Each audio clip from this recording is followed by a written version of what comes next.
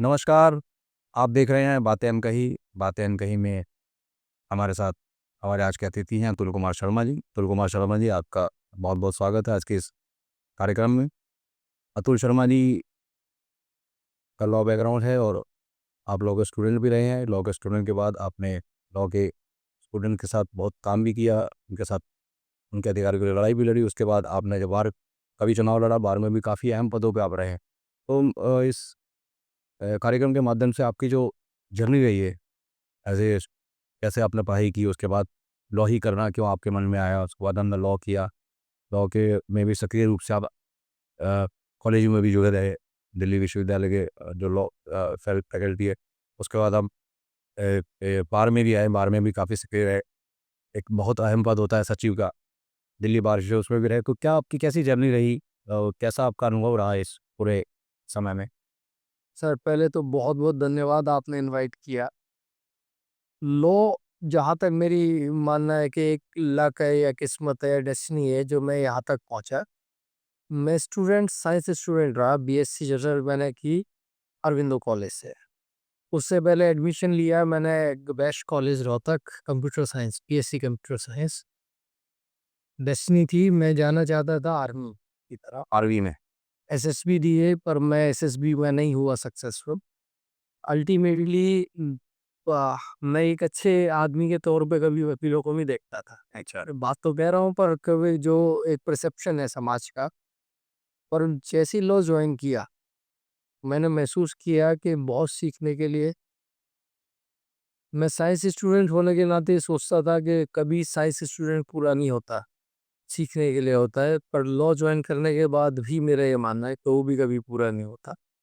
आपको पूरी ज़िंदगी लगा रहना पड़ता है पढ़ने के लिए, समझने के लिए, जानने के लिए, कभी पूरा नहीं होगा और जब पूरा होगा तो ख़त्म हो जाएगा। धीरे-धीरे मज़ा आने लगा। फैकल्टी मैं कैंपस लॉ सेंटर से पास आउट हूँ। वो फैकल्टी बहुत बढ़िया सुंदर जगह मुझे महसूस हुई, लगा जैसे स्कूल में दोबारा आ गया। जहाँ शायद कॉलेज लाइफ़ में तो होता है कि आपको कुछ बनावटी चीज़ें होती हैं, कुछ दिखाने के लिए बहुत सारे नए लड़के होते हैं, तो ये एक नई उमंग भी होती है लोगों में। और फैकल्टी बिल्कुल ऐसा था जैसे सादा है, जो अपने आप में है आदमी वही दिखता था। कुछ तैयारी कर रहे थे लड़के, अगर उनके पास फटे जूते तो फटे जूते हैं, उनको ये नहीं कि भाई तुम्हें कहीं से माँग के नहीं लाएँगे। बढ़िया जगह थी लॉ फैकल्टी। तो महसूस किया कि लॉ है सीखने के लिए। तो मैंने पढ़ के कोशिश की, उसको पढ़ाई में लगाया अपने आप को, हालाँकि मैं डिस्टर्ब था कि भई मैं सक्सेसफुल नहीं हो पाया एसएसबी में, पर मैं उसको पूरा किया मैंने पढ़ाई के साथ और मैं करता चला गया। एक किस्मत थी मेरी, मैंने राजनीति में बहुत ज़्यादा इंटरेस्ट नहीं रहा, पर किस्मत थी, इलेक्शन लड़ा, वाइस प्रेज़िडेंट बना कैंपस लॉ सेंटर। उसके बाद वकालत में आया और यहाँ फिर मैंने शुरू की वकालत। मेरे सीनियर थे एक नेवी से रिटायर्ड थे, एसएस तोमर साहब, बड़े आदमी वो हैं। उसके बाद मैंने जूनियरशिप की, सिविल का काम तो तोमर साहब के पास रहा। उससे पहले इंटर्नशिप की मैंने ओपी शर्मा जी, फादर के फ्रेंड थे वो। और फिर अनिल कुमार शर्मा जी, जिन्होंने सज्जन कुमार जी वाली जो ट्रायल है वो की है उन्होंने। वो भी एक समझदार, मतलब वो एक मजबूत पकड़ थी उनकी लॉ पे, है आज भी है, एक अच्छे समझदार है। तो कोशिश की मैंने सीखने की।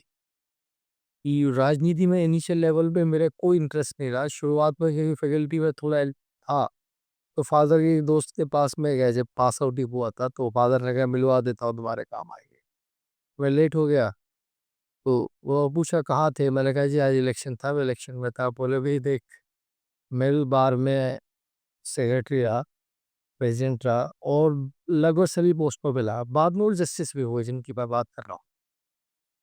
उन्होंने कहा राजनीति में नुकसान है, अगर जब तक वकालत नहीं आएगी, जब तक इसकी तरफ मत जाना, वकालत करो। अगर तुम्हें लगता है कि भई तुम्हें जाना है सामाजिक कार्यों में तो चले जाओ, कोई समस्या नहीं, पर वकालत में आते इस तरफ ना जाओ।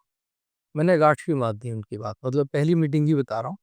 और पिछले अगले 8-7 साल में बिल्कुल फ़ोकस किया वकालत पे। मेरी रूटीन की आदत थी कि भई मेरा कोई टाइपिस्ट था नहीं, फर्स्ट जनरेशन लॉयर हूँ। तो मैं 8 बजे शाम को शुरू करता था। शुरू में तो जल्दी करता था ड्राफ्टिंग करानी। तो दिन में क्योंकि जिनके नहीं भी होते हमारी तरह तो बहुत सारे हैं कि भई 2 पेज मेरे निकाल दो। चलते ड्राफ्टिंग में कोई एक मेरा पेज निकाल दो, अर्जेंसी है, आप रोक सकते हैं, नहीं तो आपका फ्लो टूटता है। तो एक लड़का था टाइपिस्ट हंस, तो हमने उससे तय किया 8 साढ़े 8 के बाद जब वो फ्री हो जाएगा तब ड्राफ्टिंग कराएंगे। तो मेरा रूटीन था 8:30 से 9 के भी शुरू करके 10 11 12 बजे तक पर ड्राफ्टिंग डेली उसमें करता था। आने के बाद फिर पढ़ता था। ये मेरा रूटीन था, तो मैंने वो छोड़ा नहीं। भगवान की कृपा रही कि वो समझ थोड़ी-थोड़ी हमें आती चली गई और भगवान ने कृपा बनाई कि आज समझ थोड़ी बहुत हमें वकालत की है, बाकी रोज़ सीखते ही हैं। कि जिस तरह से आपको जैसे आपने कहा कि आर्मी में जाने का था, आपने प्रयास भी किया, उससे पहले आपने साइंस भी पढ़े, उससे पहले रोहतक भी गए, तो कभी मन में कुंठा नहीं आई कि भई मैं कुछ बनना चाहता था, कुछ बन गया, या मैं अगर वहाँ होता तो मेरा बेटर लाइफ़ होती, या मैं बहुत ज़्यादा संघर्ष करना पड़ रहा है? इनिशियली शुरू में मेरी इच्छा जो आर्मी की मैंने बताया, बाकी कोई इच्छा नहीं, एम्बिशन कुछ नहीं थी। पैसे कमाने की आज भी नहीं है। तो फैक्ट बताऊँ को आज भी नहीं है ऐसा। वो इच्छा थी मेरी, क्योंकि नहीं हो पाया तो नहीं हो पाया। उसको मैंने कवर सिर्फ़ इसी तरह से किया, शुरू-शुरू में लगता था कि नहीं ये हम करते तो बेहतर था। पर उस 3, 4, 5 साल में जो हमने उसका टाइम मैंने उसको वेस्ट ही नहीं किया कि मैं उसके बारे में ज़्यादा सोचूँ। सोचो, आप कंटिन्यू। मैंने कंटीन्यूअसली मैं वकालत पे मैंने कोशिश की जितना समझ सकता हूँ, मतलब मेरी जो समझ थी उस समय की, मैंने हर संभव कोशिश की लॉ पे फ़ोकस करने की और भगवान की कृपा से थोड़ी बहुत मैं समझ पाया। जैसा कि आपके बारे में सुनने को मिलता है, जानने को मिलता है कि कई बार ऐसा भी होता है कि आप फ़ीस भी नहीं माँग पाते। लोग ऐसे कहते हैं कि भई कई बार अतुल जी अपने क्लाइंट से फ़ीस भी नहीं माँग पाते हैं। तो क्या ऐसा इसलिए है कि आपका जो परिवार रहा, आपके पिताजी भी बहुत सामाजिक व्यक्ति थे, उसके बाद आपका पूरा परिवार, आपके बड़े भाई में जो भी जितने भी लोग हैं, मैं आपको बुलाने से पहले थोड़ा जो स्टडी किया मैंने, देखा कि आपका पूरा परिवार फ़ादर साहब से लेकर और वो सामाजिक रहे, और जो आपके पिताजी थे वो दिल्ली को चलाने वाले जितने भी लोग थे, जिन्होंने दिल्ली चलाई है, वो सब आपके पिताजी के साथ रहे। तो आपको क्या उनसे कुछ प्रेरणा मिली, या उनको देखते देख के आपका ऐसा नेचर हो गया, या अपने समय के हिसाब से कुछ बदलाव आया अपने जीवन में? हुँ, सच्चाई तो यही है कि बज आपने बिल्कुल सही कहा। मैं हमारा घर हुआ करता था गौशाला रोड किशन में। चौकी के जस्ट ऊपर समझें आप उसको उधर को। तो डेली हमारे यहाँ ये होता था कि रात को 1 बजे हो, 2 बजे हो, 3 बजे हो, नीचे की चौकी में लोग आते थे, झगड़े होते थे, पिताजी सामाजिक आदमी थे। तो आते ही रात को कोई 2 बजे खटखटाना, "ज़रा बड़े पानी देना, ज़रा चाय बनवा दो।" अच्छा, पुलिस चौकी पे ही करता? पुलिस चौकी के जस्ट ऊपर ही समझो आप। अच्छा, अच्छा, अच्छा। तो फिर रात को 1 बजे, 2 बजे, 3 बजे ये बड़े हमारा फैसला करा दो। तो हमने अपने फ़ादर को देखा, कभी भी उन्होंने ये नहीं, हमें आदत भी हो गई है, कोई अगर 1 बजे पानी माँग रहा है तो हमने कभी ऐतराज़ भी नहीं किया, हैबिट ही हो गई हमें उस समय। वकालत में आने के बाद पुलिस थाने में लोगों को लगता है काम है, हमें लगता है कि हमने फ़ादर के समय देखा है कि ये सामाजिक काम। तो उस सेंस में हमारे लिए फ़ीस माँगने पिताजी ने कभी नहीं माँगी, तो उस काम के लिए हम सोचते भी नहीं है कि वो फ़ीस होनी चाहिए या लगनी चाहिए। फिर दूसरा मेरी एक कुछ व्यवस्था, मैं जिस माहौल में रहा, मैं धार्मिक तौर से पिताजी से भी सीखा मैंने, मैं अपने दादाजी से भी सीखा। मैं 9th क्लास से मैंने व्रत रखने शुरू किए हनुमान जी के, दारुल तौर पे बता रहा हूँ। मैं 2015 से लगभग साल के एक बार मैं बालाजी दिल्ली से पैदल जाता हूँ। अच्छा। ठीक है, तो मैं साल में 1, 2, 3 केस, 4 केस, जो मुझे ये लगता है कि भई ये अच्छे वकील नहीं कर पाएगा। मेरे पास कोई आया और मुझे लगा कि ये वाक़ई ज़रूरत है, तो मैं free of cost he case करता हूँ। मुझे लगता है कि जब विद्या ग्रहण की है, कुछ आपको है, तो उसको लौटाना समाज की ज़िम्मेवारी है। तो ये मेरी आदत पहले दिन से ही है। मैं उसको ज़िम्मेवारी के तौर पे लेता हूँ कि अगर आप भगवान ने आपको कुछ दे रखा है, तो समाज को लौटाओ। नहीं, जिस तरह का आपका नेचर है, उस तरह का नेचर बहुत आम तौर पे कम वकीलों में मिलता है कि भई सॉफ्ट रहना और उसूलों पे चलना और दूसरे के दर्द को समझना। आमतौर पे वकीलों के बारे में सोचते हैं कि वो लोग जानबूझ के केस लंबा करते हैं जिससे उनको फीस मिलती रहे। आप उसी उसी उसी कोर्ट में काम कर रहे हैं, उसी कल्चर के आस-पास घूमते हैं, तो क्या आपको कभी ऐसा नहीं लगता कि मुझे फीस माँगने में शर्म आती है और सामने वाला ठोक के फीस माँगता है? कोई लोग ऐसे कहते भी होंगे आपसे? शर्म नहीं, मैं शर्म की बात नहीं कहता, मैं शर्म के कारण फीस नहीं रोकता। मैं अपनी जहाँ मुझे लगता है कि नहीं इसकी ज़रूरत है, तो फीस नहीं लेता। अपने क्लाइंट है, रोज़ी-रोटी है, परिवार चलाना है, पर हाँ, मैं नाजायज़ नहीं करता। और एक बार मैंने किसी को फीस के लिए कहता हूँ, तो दोबारा उसका कभी मैंने नहीं किया कि अबे अब उसको फिर और दे दिया तो ठीक है, नहीं जो पे दबाव नहीं डालना है। हाँ, मैं बहुत ज़्यादा आम तौर पे नहीं रहता और मैंने बहुत ज़्यादा एम्बिशन नहीं पाली लाइफ में। मैंने ये महसूस किया जिस माहौल में मैं पढ़ा, जिस तरह से मैंने देखा है अपने समाज को या परिवार को देखा है, तो पैसे कमाने की बहुत ज़्यादा इच्छा शक्ति नहीं रही कि वो मुझे पैसे कमाना है। लाइफ है एम नहीं रहा अगर मेरा कि वो मैंने क्योंकि आर्मी में जाने में पैसे कमाने के एम तो अलग है, हाँ, वो हम ये बिल्कुल अलग हो। वो एक साथ नहीं तो देशभक्ति वाली बात थी ये वो समझ ले। जुड़ नहीं सकती दोनों चीज़ें। तो इसलिए वो पैसा मेरा आज भी एम नहीं है। सच्चाई ये है कि पैसा मेरा आज भी एम नहीं है कमाना। तो फीस माँगने में शर्माना नहीं होता, पर फीस माँगने भी वैसे ही नहीं होती कि ज़रूरत है तो उसको ज़रूरत पे हमें पूरा कर। नहीं है जैसे जो वकीलों की राजनीति करते हैं, जो बार की राजनीति करते हैं, जितने भी अ, अधिवक्ता हैं उस तरह के, वो बहुत तेज़ तर्रार उनका स्वभाव रहता है, बहुत तिकड़मबाजी और बहुत चीज़ें उठा-पटक करना, ये सब चीज़ों का उनका नेचर रहता है। उसमें आपका जिस तरह का नेचर है, तो मुझे लगता है कि आपको सर्वाइवल करने में मुझे लगता है बहुत तकलीफ होती होगी आपको। बड़ा अजीब नहीं लगता कि वो बहुत तेज़ तर्रार हैं, सारे लेफ्ट राइट जितने भी तरीके हैं तो जीतने के वो सब आप आज़माते हैं, आप सिंपली एकदम अपने उसूलों पे चल के काम करें तो आपको कुछ तकलीफ़ नहीं महसूस होती? नहीं, तकलीफ़ मैं बताता हूँ राजनीतिक तौर से इसलिए तकलीफ़ नहीं होती कि जब आपके कॉन्सेप्ट क्लियर हो लाइफ़ के, तो आप डिविएट नहीं होते लाइफ़ में। मैंने लगभग शायद 10 एक साल ट्यूशन भी पढ़ाए। अच्छा। तो फिर यहाँ आने के बाद भी मेरी ये थी कि भई जब तक हम कुछ पैसे नहीं देंगे तो किसी को रखेंगे नहीं अपना इंटर्न, जूनियर कुछ तरह इस तरह से। क्योंकि मेहनत करते थे, लोगों ने अप्रोच करना शुरू कर दिया, "भई रखो।"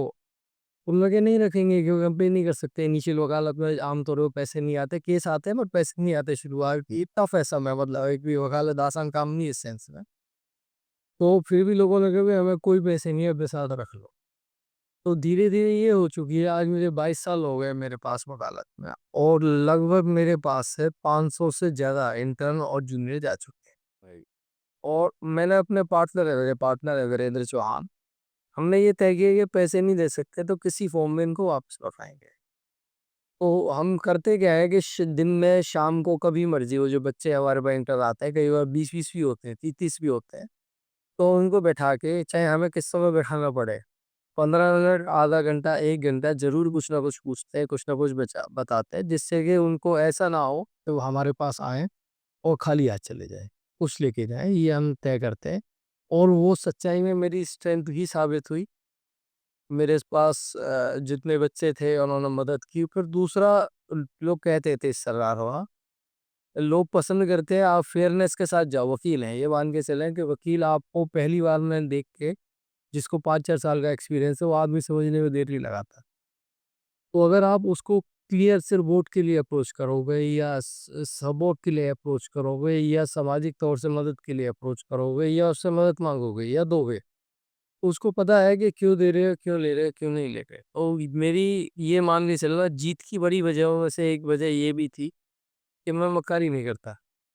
ये मेरे लिए ये पॉज़िटिव एस्पेक्ट रहा कि मैं शैतानी नहीं करता इसलिए और लोग वो वकील हैं, पकड़ने में देर नहीं लगती जब वो समाज से सबसे ज़्यादा जुड़े हुए हैं वो। तो आप अपनी स्ट्रेंथ समझते हैं आपका हाँ, मेरी स्ट्रेंथ है ये। क्या और आपका जो नेचर है वो आपकी स्ट्रेंथ। हाँ, स्ट्रेंथ है मेरी, मैं बल्कि आपको एक प्रॉमिस मेरा है कि आप कभी बारहवीं के भी जाएँ यहाँ बैठें। अगर आपको ये मिले कि हमने किसी के साथ दुर्व्यवहार किया बनने के बाद या गलत काहो इंडल रहे तो हम तो उन लोगों से आप भी अपील कर रहे हैं कि तो आदमी ठीक नहीं है उसको दूर रखना। नहीं जैसे चूँकि हमारे भी बहुत सारे मित्र लॉ फैकल्टी से रहे, लॉ करते हैं, वो का प्रैक्टिस भी करते हैं अलग-अलग कोर्टों में, पटियाला हाउस में, रोहिणी में ये। जब भी कभी इसकी आपकी जुडिशरी कोर्ट की जब चर्चा होती है और उस पे जब वकीलों की चर्चा होती है और जब वकीलों की नेताओं की चर्चा होती है, आपकी चर्चा ज़रूर होती है। तो ऐसी क्या वजह है कि आप चुनाव तो पीसीआरई से लड़ते हैं लेकिन और बाकी कोर्टों में भी आपकी एक लोकप्रियता है, उसका कारण क्या है? इसके 2 वजह मैं मानता हूँ। पहली वजह तो पर्सनल मैं कहता हूँ, दूसरी वजह तीसरी खुद है। अच्छा। तीसरी आज की डेट में 1888 में एस्टेब्लिश हुई। अच्छा, सबसे आज लगभग ये बार जो एस्टेब्लिश हुई 1888 में, तीसरी से पहले दिल्ली बार एसोसिएशन थी। 11 एक लोगों ने आके लाहौर से बनाया इसको। आज लगभग हम 140 साल के आसपास की हिस्ट्री है हमारे पास। उस लेगेसी के बाद अगर कोई बार में सेक्रेटरी कोई बनाता है, हमारे मेंबर हालाँकि वो तो बहुत सारे सेंस में कम कह सकते हैं, पर हमारे जो मेंबर हैं वो मोर देन 30,000 थे। अरे वाह! दूसरा, जितनी भी बड़ी मूवमेंट शुरू हुई, वो तीसरी से शुरू हुई हैं। जितनी भी बड़ी मूवमेंट्स की बात करें, चाहे हम करण बेदी वाले इंसिडेंट की बात करें, उसके बाद हम अमेंडमेंट की बात करें, सीआरपीसी, सीपीसी अमेंडमेंट की बात करें।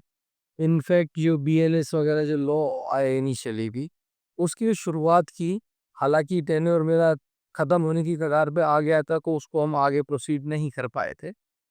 आज करना चाहिए, हमें मानना है आज भी उसको करना चाहिए, लॉ में बहुत उसमें कमियाँ हैं। इनफैक्ट देखा जाए तो बहुत हद तक सिर्फ नाम देने के लिए उसको चेंज कर दिया, उसका स्वरूप बदल दिया। तो तीसरी की अपनी लेगेसी, और तीसरी ने मुझे सेक्रेटरी बनाया। सबसे बड़ी चर्चा की वजहों में से एक ये है, कि सेक्रेटरी बनाया और ये अपने आप में प्रिविलेज है। दूसरा, क्योंकि हम अलग-अलग जगह रहे, जब मैंने पहले इलेक्शन लड़े, तो जितनी भी बारें होती थी उन सभी के लोग हैं वो उतर होते थे। अच्छा, चाहे वो रोहिणी हो, चाहे साकेत हो, चाहे द्वारका हो, चाहे करकड़ुमा हो, पटियाला हाउस हो, उन सभी कोर्टों के मेंबर्स तीसरी में वोटर हुआ करते थे। Okay, okay. तो हम जब जॉइंट सेक्रेटरी वाले कंटेस्ट किया, तो उस समय सभी जगह कैंपेन हम कराने अच्छा, जाना पड़ता था। जाते थे। उसके बाद वहाँ के जो लीडर थे, क्योंकि वो भी जब भी आएंगे जब हम उनकी मदद के लिए ही आएंगे, तो ये तो पर्सनल हो गया कि म्यूचुअली हम उनकी मदद के लिए गए, वो हमारी मदद के लिए आए। पर उससे बड़ी वजह ये है कि तीसरी में क्योंकि बनाया सेक्रेटरी तीसरी के मेंबर्स ने हमें, तो ये बड़ी वजह एक ये भी है। ये वजह नहीं थी। अच्छा, अभी देखा जा रहा है कि आपको कुछ मूवमेंट आपकी वकीलों की पूरी दिल्ली के अंदर कोई एक एक प्रोटेस्ट टाइप का आप कुछ कर रहे हैं या कोई विरोध आप लोग जताने को, क्या ऐसी वजह है जिसकी वजह से आप लोग पूरे दिल्ली के वकील आजकल एक किसी चीज़ को लेकर लामबंद है? इस पे प्रकाश डालेंगे? एक्चुअली जितनी भी कोऑर्डिनेशन एक कमेटी, जितनी बारें हैं, उसका कोऑर्डिनेशन एक कमेटी बना रखी है बारह में, जिसमें डिस्ट्रिक्ट कोर्ट बार है। कोऑर्डिनेशन कमेटी ने एक्शन फ्रॉम वर्क कॉल कर रखा है। एडवोकेट अपने वर्क पे सस्पेंड करेंगे, कम से कम वो अपीयर नहीं होंगे, दूसरे के इंटरफेरेंस नहीं करते वो, और वो खुद अपीयर नहीं होते। उसकी बड़ी वजहों में से एक है कि कुछ अमेंडमेंट सरकार लाई।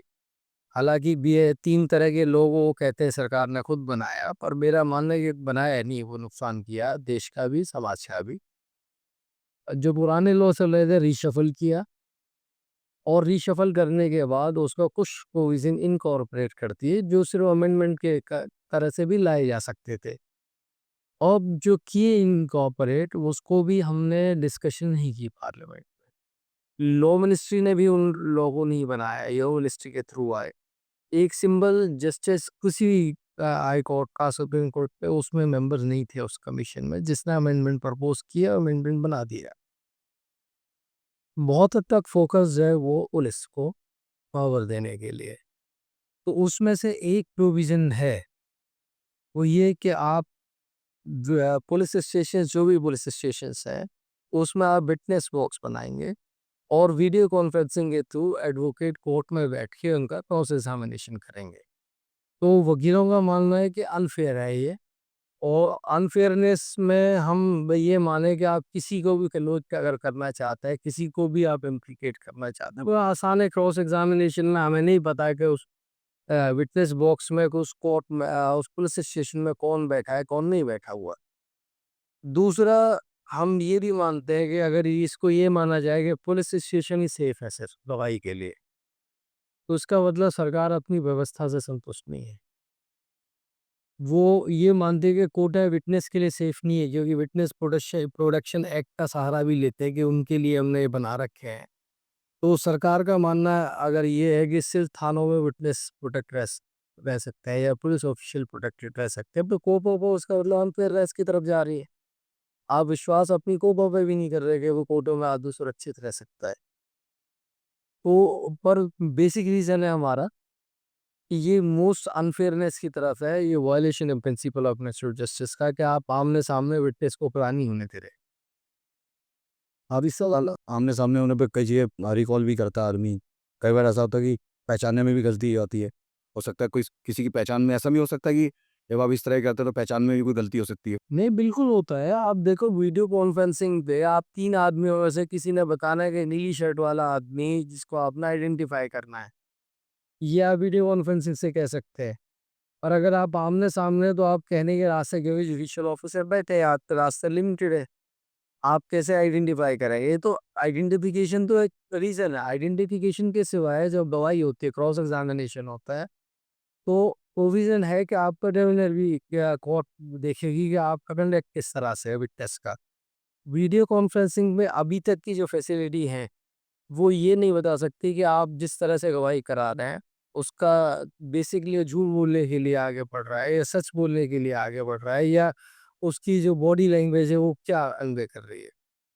तो जब कोर्ट के सामने जब आदमी फेस टू फेस आता है झूठ बोलते वक्त उसको 200 चीजें समझनी होती है कि सामने जुडिशियल ऑफिसर आंख में आंख मिला के उससे सवाल पूछ रहा है। अगर वो एक सेफ एटमॉस्फेयर, ऐसे एटमॉस्फेयर में कि जहाँ उससे आंख से आंख मिलानी नहीं पड़ रही, तो उसको सच्चाई निकलवाना आसान काम नहीं है। एक सिस्टम में आप ऐसा पेनिट्रेट करना चाहते हैं, कहने के लिए आप हाईटेक हो रहे हैं, पर एक ऐसा पेनिट्रेट करना चाहते हैं जो सिस्टम को आप कोलैप्स करने की तरफ बढ़ रहे हैं। आप कई सौ आदमियों को कन्विक्ट कराने के बाद आपको ये समझ आए कि हमने गलती की थी, तो मैं मानता हूँ कि ये गलत चीज़ है। किसी की बॉडी लैंग्वेज आपको डिसाइड करती है, इंडिकेट करती है कि वो सच या झूठ बोलेगा। वो आपको कभी नज़र नहीं आएगी, बॉडी लैंग्वेज इसी को तो बोलते हैं। हाँ, वो भी इसी पे नज़र नहीं आएगी आपको। बिल्कुल, बिल्कुल, बिल्कुल। तो इसका विरोध हम कर रहे हैं और इसी के लिए सरकार से हमने पहले डिमांड भी की थी जब मैं कोऑर्डिनेशन का सेक्रेटरी था। हमने एक बार एब्स्टेंट फॉर वर्क किया और शाम को कोर्ट में नोटिफिकेशन भी निकाला होम मिनिस्ट्री ने कि भाई ये इम्प्लीमेंट नहीं होंगे। पर पुलिस ऑफिसर्स के लिए वो नहीं था नोटिफिकेशन। अब ये पुलिस ऑफिसर्स के लिए आ गया कि पुलिस ऑफिसर्स को विटनेस के तौर पे थानों से गवाही कराएंगे। ओके, तो इस तरह का चल रहा है उसके। हाँ, उसका विरोध हम कर रहे हैं और ऑब्वियसली विरोध करने लायक चीज़ भी है। और मेरे तो ये हमने अपनी कोऑर्डिनेशन कमेटी से तो अभी हमने नहीं कहा, पर हमारी जो अपने एग्जीक्यूटिव कमेटी से कल था मैं वहाँ, उनसे 2 तौर पर रिक्वेस्ट की है। कल शायद थोड़ा एग्रीवेटेड फॉर्म में उसको लेके आएँगे अपने प्रोटेस्ट को, और धीरे-धीरे शायद ऑल ओवर इंडिया लेवल पे हम वो बढ़ने की कोशिश करेंगे कि लोगों को पता चले कि धीरे-धीरे ये किस तरह से सरकारें कर रही हैं। किस तरह का आप लोग रखा हाँ, हुआ है। नहीं सरकारें भी अगर हम देखें जिस तरह से सरकारें बढ़ रही हैं, तो अगले 10 साल के बाद मैं लॉ की जो सिचुएशन देखता हूँ, वो शायद मोस्ट अनफेयरनेस होगी आज़ादी के बाद से। हो सकता है ब्रिटिश एरा से भी अलग हो सके। अच्छा, ऐसा हो रहा है। ऐसे जिस तरफ हम बढ़ रहे हैं, जो जिस तरह के लॉ बने हुए हैं, अब वो आए हैं, मॉडिफाई हुए ये भारतीय न्याय संहिता, नागरिक संहिता और इस तरह से जो आ रहे हैं, आप उन लॉ को हम देखें ब्रिटिश एरा में भी इतना अनफेयरनेस नहीं होगा और पुलिस डोमिनेट नहीं कर रही होगी जितना अब करेगी। इसके आने के बाद जो आने के बाद ये डोमिनेट करेगी, वो प्रोविज़न की तरफ या तो ध्यान दिया गया और ना उसके एप्लीकेशन और इम्प्लीकेशन की तरफ देखा गया। जो 22 साल का आपका जो लगभग अनुभव रहा है हुँ। वकालत का, कितने उतार-चढ़ाव आपने देखे कि आपको कभी ऐसा लगा कि जैसे पहले कहते थे कि कानून अंधा है, इस तरह की बातें होती, तो आपको कभी महसूस हुआ कि वाक़ई ये डायलॉग फ़िल्मों में भी सुनते आ रहे हैं कि कानून अंधा होता है, तो क्या आपको कभी महसूस हुआ कि वाक़ई कानून अंधा होता है? नहीं, कई बार हुआ हमें, ऐसा नहीं है। जो मैं आज के अगर मैं सामाजिक तौर से देखें, तो जिस तरह की सिस्टम है, वो बेस्ड है पूरी तरह से जो आपकी फ़ाइल है और गलत भी नहीं है। सच्चाई में देखा जाए तो गलत भी नहीं कह सकते। पर भारतीय सभ्यता में जिस तरह से बदलाव अंग्रेज छोड़ गए थे, आपको ऑन ओथ गलत कहने पे बहुत ज़्यादा आपके खिलाफ कार्रवाई नहीं होगी। आपका सिस्टम बहुत स्लो और डिले करने वाला है।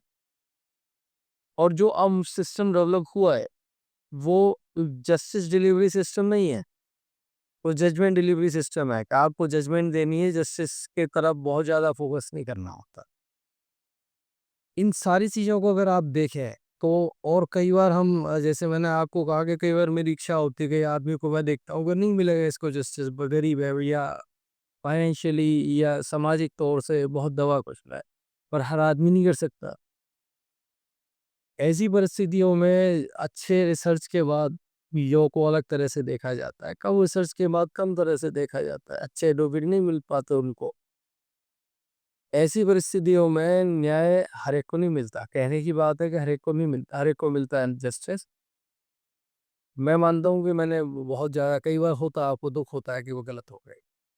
मतलब कि अच्छा वकील ना होने की वजह से या आर्थिक स्थिति ठीक ना होने की वजह से कई बार ऐसा आपको महसूस हुआ कि हाँ वैसे इसको न्याय मिलना चाहिए था लेकिन उसको मिला नहीं? हाँ, बिल्कुल महसूस होता है। कई बार इतना हाइपर टेक्निकल व्यू होने की वजह से भी ऐसा लगता है कि जो व्यू है, तीसरा भी वैसे तो अच्छा फैसला था, मानता हूँ कि कोर्ट ने कहा, वैसे नए बच्चों को तो शायद बुरा लगेगा जो मैं कह रहा हूँ, कि 3 साल की प्रैक्टिस मैंडेटरी की है उन्होंने। पर उस दौरान कुछ हमने ऐसी देखी जिनको प्रैक्टिकल लाइफ के एक्सपीरियंस नहीं है। उन्होंने जिस तरह से कोर्टों को हैंडल किया वो ठीक तरीका नहीं था, पर सुप्रीम कोर्ट के पास तो की इंफॉर्मेशन भी थी, उनके पास अपनी ऑब्जर्वेशन भी थी, और आपका सिस्टम है किसका मैं तो मैं मानता हूँ कि बड़े सिस्टम था कि उनके पास इनपुट थे, इसी वजह से 3 साल के सिस्टम को कहा कि 3 साल की पैकेज शुरू हुई है। तो इस दौरान जो नुकसान हुआ लोगों को, मुश्किल था वो चीज़ें, टेक्निकली तो ज़्यादा टेक्निकल हुए वो, जस्टिस पे इतना ध्यान नहीं दिया गया। तो अभी जैसे आजकल 5 ईयर कोर्स के बच्चे बहुत आने लगे लॉ करके, बहुत ज़्यादा एक बूम सा आ गया है कि जिसको देखा हुआ 5 ईयर वाला 12वीं के बाद कोर्स करता है। हम लोग अपने टाइम में सुनते थे कि no knowledge without college, college में जाने के बाद नॉलेज था, वो भी आपने भी कॉलेज गए उसके बाद आपने लॉ किया 3 साल का। तो अभी नए जो बच्चे आते हैं आप देखते हुए वापस अब जैसे आपने कहा 22 साल लगभग आपको प्रैक्टिस हो गया, लगभग 22 साल के आसपास के बच्चे आजकल वकील भी हो जाते हैं। हाँ, और तो आपको कैसा लगता है कि आपके समय में जो वकालत करते थे, संघर्ष करना, खींचे खींचना, और वो अभी भी जैसे डॉक्टरों को, वकील को, सीए को कहते हैं जी प्रैक्टिस ही कर रहे हैं, तो मुझे लगता है वो जीवन भर ही प्रैक्टिस करते हैं। तो कैसा लगता है कि जो आजकल के नए बच्चे जो बहुत महत्वाकांक्षी भी हैं और आप लोग जो घिस-घिस के यहाँ तक पहुँचे हैं, तो क्या फ़र्क महसूस होता है आपको उससे?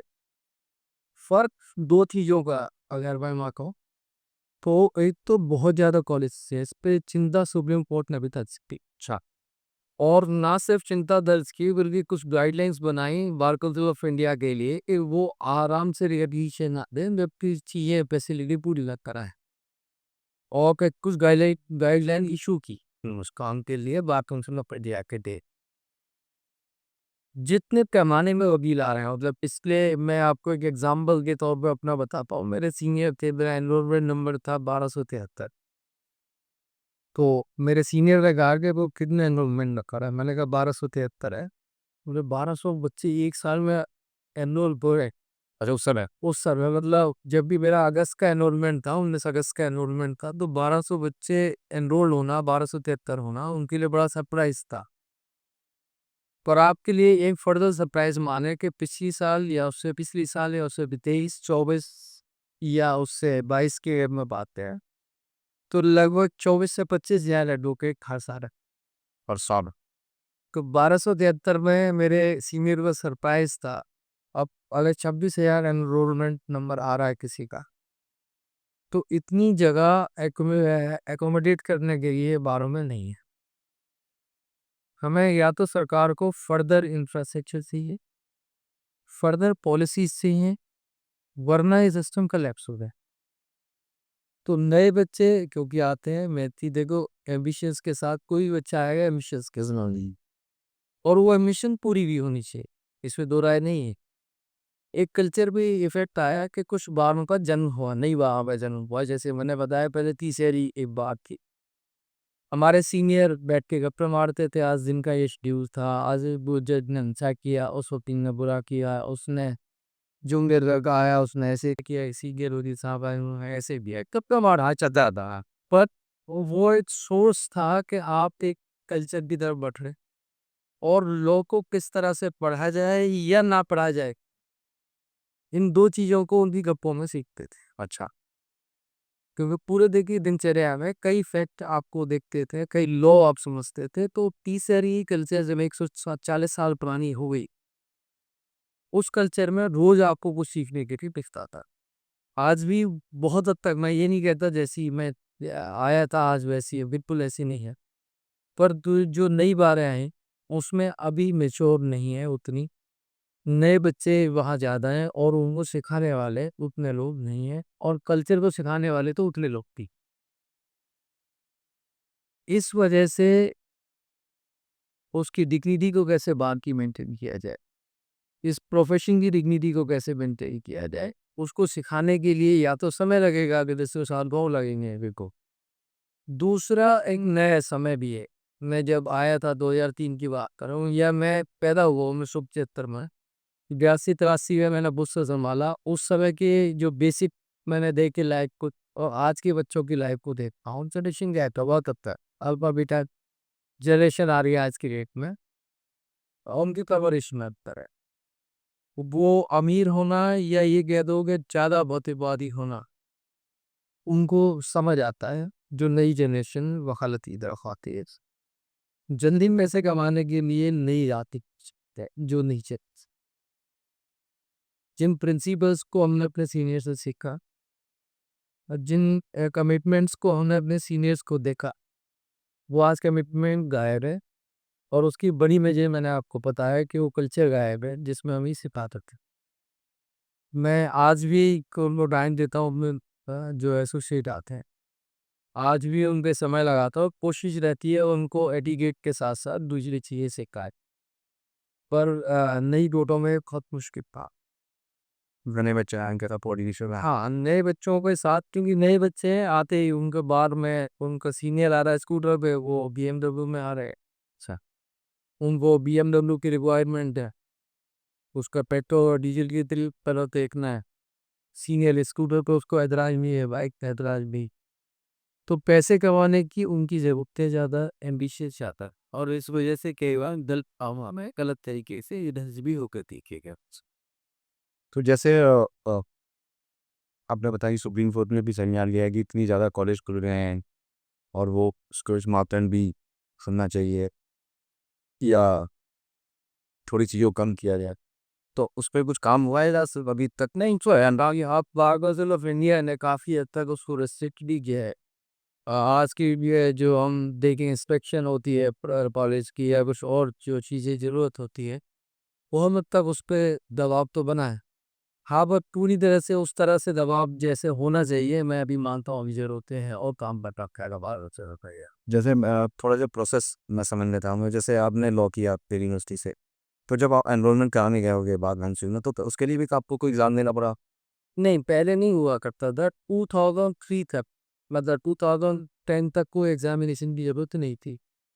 पर जैसे-जैसे इस तरह के इंस्टीट्यूशन बढ़ते चले गए और जो एजुकेशन को लेके डिग्रेडेशन आता चला गया, तो उसके लिए लोगों ने आवाज़ भी उठाई कि भई सब स्टैंडर्ड आपको फैसिलिटी मिलती है, लीगल एडवाइस मिलती है, लीगल असिस्टेंस मिलती है, तो इसको एग्जामिनेशन दिया जाए किया जाए।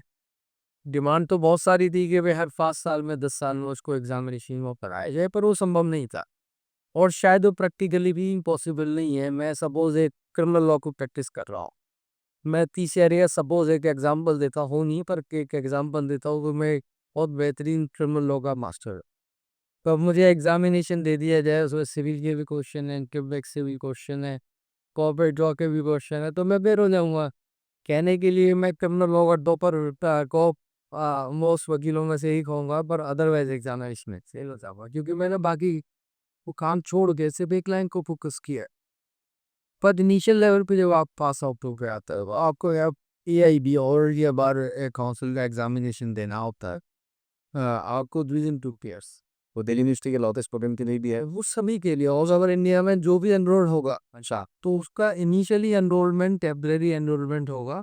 वो सिर्फ़ लीगल एडवाइस तो दे सकते हैं, पर वो कोर्ट में अपीयरेंस नहीं दे सकते। हालाँकि कई बच्चे उसको ब्रीच करते हैं, पर वो नहीं दे सकते, और देना भी होगा तो किसी के असिस्टेंस में देना होगा, इंडिपेंडेंटली करना पड़ेगा। अरे वो डायरेक्ट नहीं, वो कहते हैं वकालतनामा नहीं भर सकते। नहीं बता सकते। उसके लिए साथ में जा सकते हैं कि साथ जा सकते हैं। उसके बाद उनको एग्ज़ामिनेशन देना होता है, और उसको देने के बाद आपको परमानेंट से उसको सर्टिफिकेट ऑफ प्रैक्टिस कहते हैं, उस एग्ज़ामिनेशन को क्लियर रख लेते हैं, सर्टिफिकेट ऑफ प्रैक्टिस इशू किया जाता है, तभी आप आगे प्रैक्टिस कर पाते हैं। उसके बाद का प्रोसेस। हाँ, उसके बाद ही प्रैक्टिस का आप इंडिपेंडेंट कर पाएँगे, अदरवाइज़ आप नहीं कर पाएँगे जब तक उस एग्ज़ामिनेशन की क्लियर का। आप 2 साल लगभग सेक्रेटरी रहे पीसीआर के, दिल्ली बार यूनिवर्सिटी के। बहुत सारे काम किया आपने, हम सुनते रहते हैं। कोई ऐसा काम बड़ा लगा आपत्ति आपसे रह गया जो आपको करना चाहिए? ये ऐसे तो मैं बहुत सारे काम अपने तौर पे देखता हूँ। कुछ वजह रही, कुछ पॉलिटिकली, कुछ पर्सनल का फंक्शन है। मैं उसमें बहुत ज़्यादा यहाँ जिक्र नहीं कर रहा हूँ। मैं काफ़ी मानसिक तौर से भी बहुत सारी चीज़ें नहीं जो, और शायद मैं नहीं कहना चाहता। पर बहुत सारे काम थे जिसको मैं मानता हूँ जो मेरे अधूरे छूटे। हमने एक काम शुरू किया, एक बार की वेबसाइट बनाई, दिल्ली बार एसोसिएशन। उसमें से एक वेबसाइट को पूरी तरह से एक्टिव करने के लिए 2-3 चीज़ें और भी चाहिए थी, जिसकी ज़रूरत हमें टाइम ही चाहिए था। सबसे पहला हमने कुछ क्लासेस जिसमें जुडिशरी से लेके जो लॉ वोटिंग के कोर्सेस है, ये सब्जेक्ट हैं, उसके लेक्चर सीरीज शुरू करना था। हाँ, उसका ओवरऑल पूरी था, आउटलाइन और सब बन गया था, पर कुछ परिस्थिति ऐसी आई कि मैं उस पे बहुत ज़्यादा नहीं कर पाया। पर सब परिस्थिति शायद आपको मैं इंडिकेट कर रहा हूँ कि क्या दिक्कतें हैं नहीं। उसका मेरा मानना था, जैसे सपोज एग्जांपल है, रेरा के बारे में सुनते हैं आप, पर सभी एडवोकेट नहीं जानते। उसके लिए एक्सपर्ट अगर आपको इंडिकेट करें, आपको लेक्चर दें, तो आपके पर सब डे टू डे लाइफ में उसका काम आएगा। क्रॉस एग्जामिनेशन है, आर्ट ऑफ क्रॉस एग्जामिनेशन भी बात का है, वैसे नहीं आ सकता आपको। पर अगर कोई सीनियर उसको एक्सप्लेन करे तो शायद आप हैं समझ पाएंगे। उसको हम ऑनलाइन के साथ साथ अपनी वेबसाइट पे निशात साथ में अकोमोडेट करना चाहते थे, जिससे हमारे मेंबर के साथ साथ ऑल ओवर इंडिया लेवल को कर सके। हमने कुछ उससे टाई अप भी किया, कुछ इंस्टीट्यूशन से जी जुडिशरी की तैयारी कराता है, कि वो सैम्पल पेपर से लेके दूसरी चीज़ें भी वहाँ मुहैया कराएँ हमारी वेबसाइट पे, जिससे कि बच्चों को आसानी हो जाए एग्ज़ामिनेशन को बेहतर तरीके से देखने के लिए। हमने लिंक्डइन के कॉन्सेप्ट पे उसको जोड़ने की कोशिश की, पर उस पे थोड़े से एक्टिव नहीं हो पाया, क्योंकि हम उसको कहने गए, उस लेक रहा, वो फाइनेंशियल आस्पेक्ट भी था, क्योंकि उसके लिए बड़े रिसोर्सेस चाहिए थे। फिर हमने उसको एक पोर्शन बनाया जिसमें आप अपने आप को एनरोल करके, अगर आपको चाहिए क्लर्क चाहिए कराली दिल्स के लिए, या आपको अपना एसोसिएट कोई चाहिए, या आपको सीनियर सर्च करना है या सीनियर जूनियर सर्च करना है, तो वेबसाइट के थ्रू पढ़ सकता था। तो ये हमारी वेबसाइट हमने बनाई, पर उसको हम पूरी तरह से जो चाहते थे उसका आउटपुट अभी तक नहीं ले पाए थे। तो ये मेरा मानना है कि ये इस एस्पेक्ट में कमी, ये तो ये रह गई। दूसरा, एक पार्किंग फैसिलिटी जो थी हमारी बार में, खास तौर से जो अंदर जो पार्किंग है, हमारी बातें हुई लोकल हमारे कॉरपोरेटर थे, तो उन्होंने कहा भाई 5 मंजिल की पार्किंग हम बना सकते हैं, कि भाई हम जिस तरह से निगम वो घाट में बना रखी थी, तो उन लोग का हम इस तरह से मल्टी लेवल पार्किंग बना सकते हैं, अ, 5 मंजिल रखे। पर वो सिर्फ फंसा इसलिए कि उन्होंने कहा भी हमें फाइनेंशियली इसको ये देखना पड़ेगा कि एडवोकेट को फीस देनी सब का ही लेगा गाड़ी खड़ी करने के लिए, तो उस इशू को लेके वो रुक गया था। मेरा मानना है कि उसका अल्टरनेटिव तरीके निकाले जा सकते हैं। हाँ, एमसीडी को भी निकालने चाहिए थे, और वकीलों को बिना पेमेंट के भी अदरवाइज सोर्सेस को हम जनरेट कर सकते हैं, जिससे कि वो मेंटेनेंस की जा सकती थी। तो उस आस्पेक्ट पे फंसा वो रस्सी है, मैं चाहता था कि उसको मल्टी स्टोरी बनाई जाए। तीसरा, जिस तरह से जुडिशियल ऑफिसर को अपग्रेड करते हैं वो हर आप देखेंगे हम रिटेलिंग सेशन चलते हैं अलग अलग तरीके से, चाहे फॉरेंसिक को लेके चले, चाहे कंप्यूटर के अवेयरनेस को लेके चले, आज हम वेब हम कर रहे ही कोर्स चला रहे हैं। तो उस अवेयरनेस के तौर पे भी हम इस तरह के प्रोग्राम को चला सकते, उसको लेके भी मेरा मानना है कि बहुत सारी कमी रहनी हमारा। मैं अक्सर आपके आपके यहाँ जो कोर्ट के लोग हैं, वकीलों से मिलता है, तो बात भी होती रहती है। आपको दोबारा से लोग चाहते हैं कि आप दोबारा से बार की सेवा करें, दोबारा चुनाव लड़ें, और जो काम आपसे छूट गए या रह ले उसको करने की कोशिश किया। तो आपको कैसा लगता है कि जिस तरह वकीलों की एक मन की इच्छा है कि आप दोबारा आएँ, तो ऐसा भी कुछ आपने प्लान किया कि आप दोबारा चुनाव लड़ें और दोबारा से सेवा करें, बार की सेवा करें, और लोगों की से वकीलों के लिए लड़ाई लड़ें? इस तरह का भी आपका विचार है भविष्य को लेकर? कि अभिषेक को लेके मैंने जो अपने खास जो साथ के दोस्त थे जियो हमारे मददगार रहे, एक अपनी इच्छा जाहिर करके उससे पूछा है कि वाकई क्या है ऐसी स्थिति जो हमें महसूस करते हैं, और उसको लेके कहीं ना कहीं मैं विचार है कि हम अगला इलेक्शन लड़े बा आप दोबारा, हाँ, दोबारा कंटेस्ट करें। अगर आपके मित्र हो, आपके सहयोगी कहीं चाहे अगर वो पॉजिटिवली वो सही चाहे कि वो उनके एक्चुअली जब आदमी किसी के साथ जुड़ा तो उससे उम्मीदें भी हो भी लगती है कि जिस तरह से आपने वो 2 साल का समय दिया, अगर वो समय आपको मिलता और समय, क्योंकि मुझे अभी नई नॉलेज थी, मैंने भी थोड़ा आपसे नॉलेज दी कि जैसे सुप्रीम कोर्ट में 1 साल टर्म रहता है तो आदमी दोबारा भी चुनाव लड़ लेता है, लेकिन आपने बताया कि 2 साल का आपका पीरियड रहता है, इसलिए उसको बीच में गैप देना पड़ता है, तो उसी गैप की वजह से आप इस बार का चुनाव नहीं लड़। तो अभी जो नेक्स्ट टाइम जो भी 2027 में होगा, तो उसमें आप एक प्रत्याशी के रूप में आके किसी पोस्ट पर लड़के भी आप इसी पोस्ट पर लड़ना चाहेंगे, इस भाई इसी पोस्ट के करके आप उसकी सेवा करना चाहेंगे। ये तो आपसे बातें हुई, आपका एजुकेशन से बात हुई, परिवार की बात हुई, नए वकीलों की बात हो। आप जो आजकल के जो नए वकील आए, उन वकील को क्या मैसेज देना चाहते हैं कि उनको क्या ऐसा करना चाहिए जिससे कि वो बहुत शॉर्टकट में ना पड़ें और अच्छे से काम कर सकें, और बहुत बड़े-बड़े जो वकील हैं, जिनका नाम जब भी इतिहास की बात की जाए या कानूनी इतिहास की बात, तो चर्चा उन वकीलों की जाती है, बड़े-बड़े वकील रहे। तो ऐसा उनको क्या ऐसा करना चाहिए जिससे कि वो अपने आप को अच्छा साबित कर सकें? मैं जब बाद में आया एक इंटरेस्टिंग बताते हैं, तो कई सीनियर कहते थे भाई 5 साल तो कम से कम आदमी को चाहिए आपको वकालत करनी है। तो शुरू में हमें लगता था लो तो हमने बढ़ के आए हैं सारा किट से यार, अब 5 साल किस लिए चाहिए। फैक्ट आप बताता हूँ, दिल की शेयर करता हूँ। भाई गाड़ी चलानी तो आई, यहाँ आई, पता है गेयर ऐसे डलता है, एक्सीलेटर ऐसे दबाना है, क्या दिखता है, फिर दिक्कत क्या है। पर मैंने धीरे धीरे महसूस किया कि जब मेरे पास केस आने शुरू हुए 8.5 साल में, ये तो है नहीं जाती मेरे को केस से देगा आप खांसी जुकाम, अगर नए डॉक्टर भी आगे बैठेगा तो आप खांसी जुकाम से ज़्यादा की दवा नहीं लेने लगोगे हंसते ही। तो जब केस आने शुरू हुए तो मुझे महसूस हुआ कि नहीं, हम एक फाइल को पढ़ते थे 1 बार 2 बार 6 बार 10 बार 15 बार, तो हमें समझ आती थी कि शायद ये डिफेंस ये लेनी चाहिए। कई कई सीनियरों से सलाह लेते थे, कई दोस्तों से सलाह लेते थे, डिस्कशन करते थे, तब जाके किसी एक कंक्लूजन पर पहुंचते थे कि भाई अब ये हमें डिफेंस लेगी, क्योंकि फर्स्ट जनरेशन लॉयर थे तब तो होते ही उसके लिए। हमें 5-6 साल लग गए उस चीज़ में देखने के लिए, जबकि मैंने आपको बताया कि हार्ड वर्क किया, सच्चाई में कि मैं हार्डली वर्किंग नहीं था, वो हार्ड वर्क ही किया मैंने उसको की। रात को ये माने कि मैं कोर्ट से आने के बाद भी ऐसा नहीं है कि मैं 1:30 2-3 बजे से पेन सोता था, हमारे सर से लेके सभी काम करता था। उसके बाद ही मुझे 5-6 साल लगे ये समझने में कि फाइल एग्जैक्टली क्या उसको बढ़ाया और पढ़ाया कैसे जाए, और पढ़ा कैसे जाए, और डिफेंस कैसे क्रिएट हो जाए, या अपने केसेस को कैसे किया जाए, एक समझने में। ये नहीं कि एक्सपर्ट हो गया मैं उस काम पर, समझने में इतना टाइम लगा। आज ये ज़रूर है कि मुझे एक फ़ाइल देखने हो सकता है कई बार उसको फ़ाइल भी ना देखूँ, मैं सिर्फ़ कई बार ये कहता हूँ कोई एक पढ़ के सुनाओ, ये 4 चीज़ सुना दे तो समझ आ जाएगा केस। जबकि जब मैं इनिशियल वकालत में था तो फ़ाइल कई बार पढ़ने के बाद भी केस समझना मुश्किल काम। तो पेशेंस रखें वो, जब तक हम उस लेवल पे नहीं पहुँचेंगे एक्सपर्टीज़ की, या लोग के उस समझ पे नहीं पहुँचेंगे, तब तक बड़ा मुश्किल होगा। पैसे हो, हालाँकि शॉर्टकट मारे गए तो पैसे तो आ सकते हैं, सो दो राय नहीं है, मैं मना नहीं करता कि पैसे नहीं आते। पर एक अच्छी वकालत की तरफ जाना बहुत मुश्किल काम है।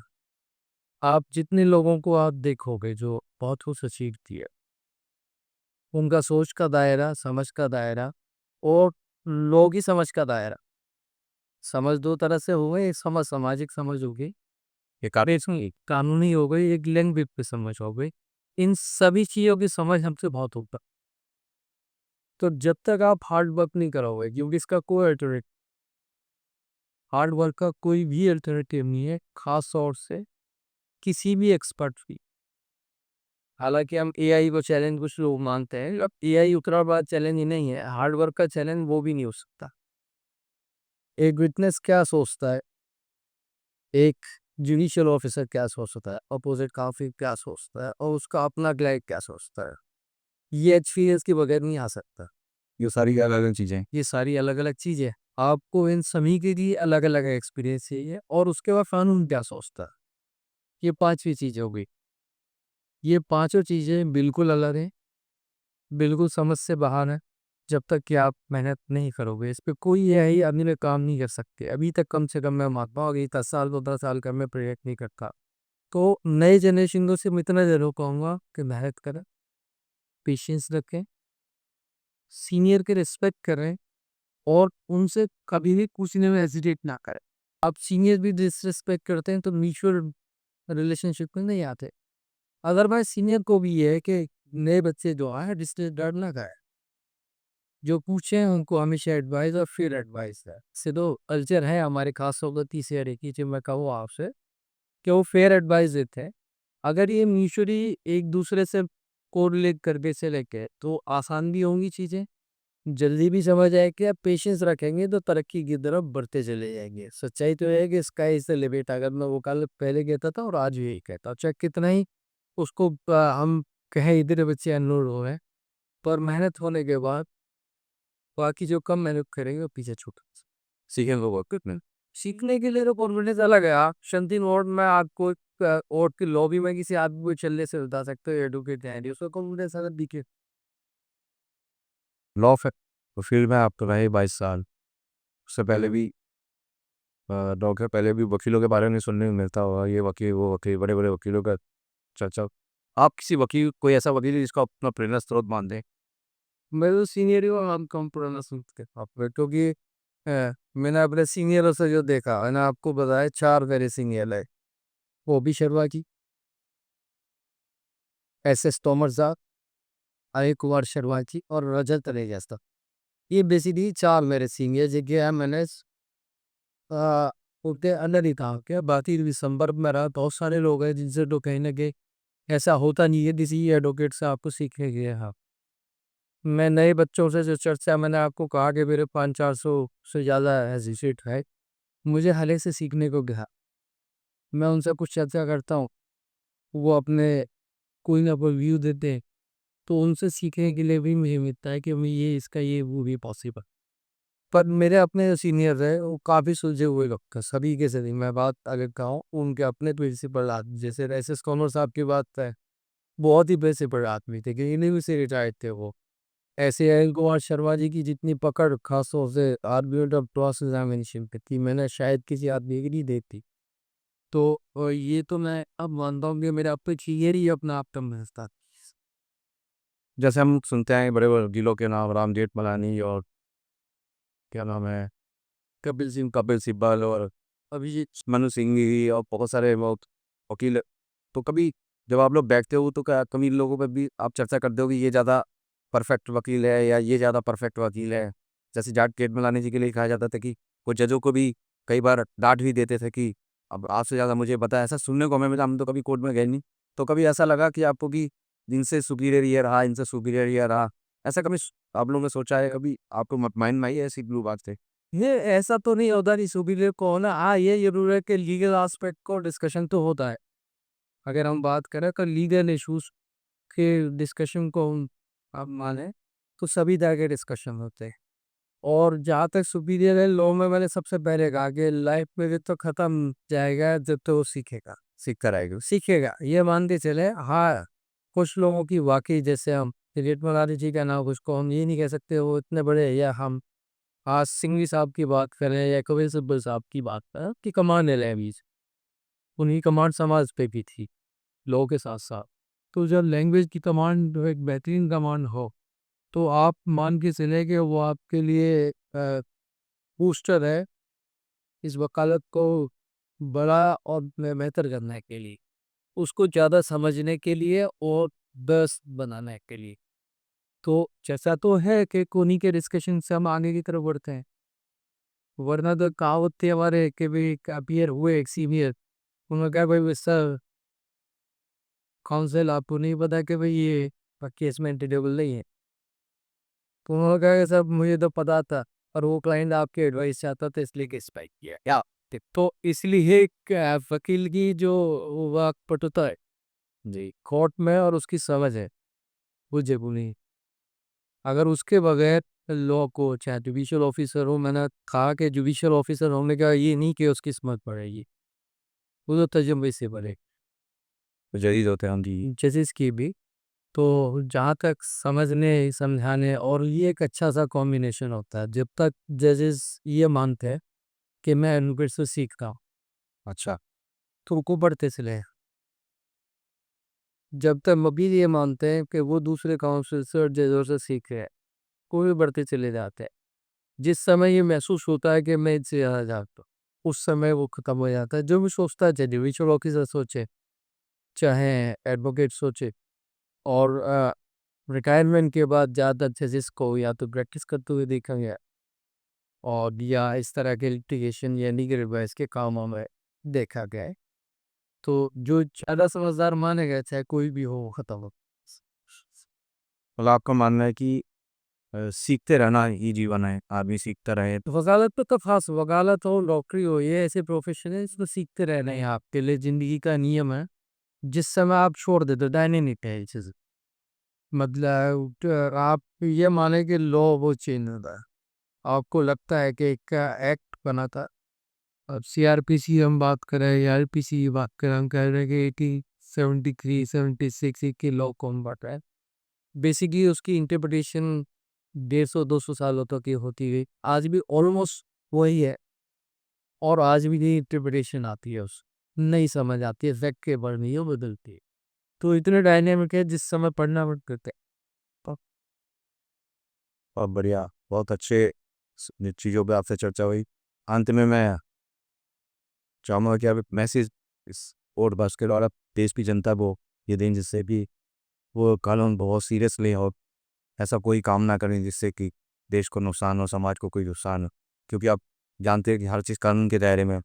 कोई ऐसा संदेश अगर आप पॉडकास्ट के माध्यम से देश की जनता को देना चाहें, तो आप दे सकते हैं। देखो, कानून के बारे में अगर कहें, वैसे तो कोई भी आदमी जब सुबह उठता है सो के और रात को सोता है, तो किसी ना किसी कानून से पता आता है। चाहे वो एयर एक्ट हो, चाहे वाटर एक्ट हो, चाहे एनवायरमेंटल एक्ट हो, चाहे इलेक्ट्रिसिटी एक्ट हो, चाहे आईपीसी हो, सीआरपीसी, कहीं ना कहीं ऐसा हो कि अगर वो सांस भी ले रहा है तो कहीं ना कहीं किसी लॉ से बना हुआ है। पर हाँ, अगर आपने कहा पॉडकास्ट के सारे कुछ कहना चाहते हैं, तो किसी भी देश की, चाहे हम पश्चिमी देशों को कौन देती, किसी भी देश की ताकत की वहाँ की एजुकेशन में है, और एजुकेशन में खास सोर्स है लीगल अवेयरनेस के साथ। तीसरा, सिर्फ अवेयरनेस नहीं, उस अवेयरनेस को पॉजिटिव डायरेक्शन में यूज करना भी सबसे जरूरी है। अगर ये तीनों चीजें के कॉम्बिनेशन नहीं, कई लॉ है मिस यूज होते देख कैसा आज के लिए बने, पर आज मिस यूज होता है।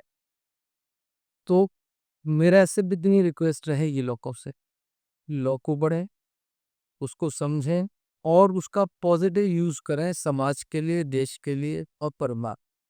तो देश तरक्की की तरफ भी जाएगा, लोगों की आवाज भी बनेगी, और लोग उसको फॉलो भी करेंगे पॉजिटिव डायरेक्शन में। पर काम पॉजिटिव डायरेक्शन हो, क्योंकि तलवार की तरह है। कोई भी ज्ञान, मेरा मानना है, सिर्फ लॉ नहीं, कोई भी ज्ञान जी।